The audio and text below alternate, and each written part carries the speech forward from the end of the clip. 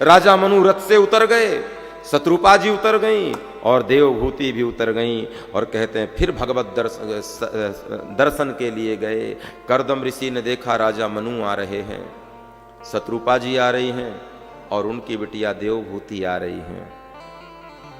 कुटिया के अंदर गए और 3 आसन लेकर के आए, एक राजा मनु के लिए, एक शत्रुपा जी के लिए और एक देवभूति के लिए। ध्यान से सुनो, राजा मनु आसन में बैठ गए, शत्रुपा जी भी आसन में बैठ गईं, लेकिन देवभूति जी आसन में नहीं बैठी। क्यों? देवभूति जी ने सोचा ये तो मेरे होने वाले पति हैं और पति आसन बिछाए तो पत्नी को नहीं बैठना चाहिए, धर्म और मर्यादा का उल्लंघन होता है, ऐसा शास्त्र आज्ञा देते हैं। तो देवभूति ने सोचा कि ये तो मैंने मन से इनको पति मान लिया है, क्योंकि भगवान बेटा बनकर आए तो उनको तो पति मान ही लेना चाहिए। तो देवभूति ने सोचा मेरे पिताजी को आसन दिया तो वो बैठ गए, मेरी मैया भी बैठ गई, लेकिन पति के दिए हुए आसन पर यदि मैं बैठती हूँ तो मर्यादा का उल्लंघन हो जाएगा, पहली बात।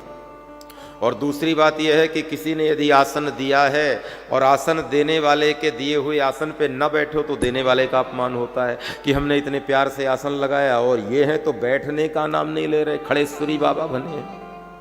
कई लोग ऐसे ही होते हैं, हाँ? कोई पानी लेकर आए तो सीधे कहते हैं नहीं नहीं नहीं पानी वानी कुछ नहीं चाहिए। नहीं भैया, कोई जल लेकर तुम्हारे पास आया है ना, तो नहीं भी पीना तो जल के पात्र को दोनों हाथों से स्पर्श करो और हाथ जोड़ करके प्रणाम करो, ताकि जल देवता का भी अपमान न हो और देने वाले का भी अपमान न हो, दोनों का आदर बना रहे।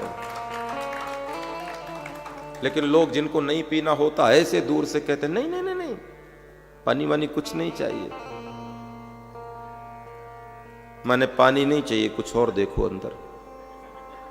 हाँ, पहले ही पानी पिला दोगे क्या?